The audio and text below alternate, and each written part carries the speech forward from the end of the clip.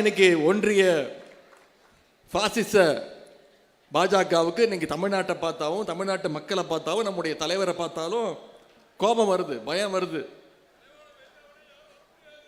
மும்மொழி கொள்கைன்னு சொல்லி இன்னைக்கு இந்தியை எப்படியாவது தமிழ்நாட்டுக்குள்ள திணிக்க முயற்சி பண்றாங்க. புதிய கல்விக் கொள்கையை கொண்டு வந்தாங்க, மற்ற மாநிலங்கள்லாம் ஏத்துக்குச்சு.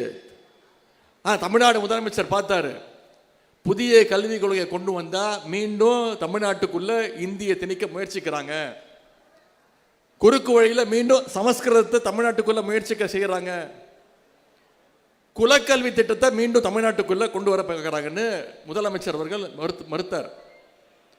ஒன்றிய பள்ளி கல்வித்துறை அமைச்சர் திரு தர்மேந்திர பிரதான் சொன்னார், இந்தியாவில் இருக்கக்கூடிய மற்ற மாநிலங்கள்லாம் ஏத்துக்குச்சு, ஆனா தமிழ்நாடு மட்டும் ஏன் ஏத்துக்க மாட்டேங்குது? தமிழ்நாடு ஏத்துக்கலன்னா ஒன்றிய அரசு தமிழ்நாட்டுக்கு கொடுக்க வேண்டிய வரி பகிர்வு 2500 கோடி தர முடியாது அப்படின்னு சொன்னார் ஒன்றிய பள்ளி கல்வித்துறை அமைச்சர். நம்முடைய முதலமைச்சர் கழக தலைவர் என்ன தெரியுமா சொன்னாரு?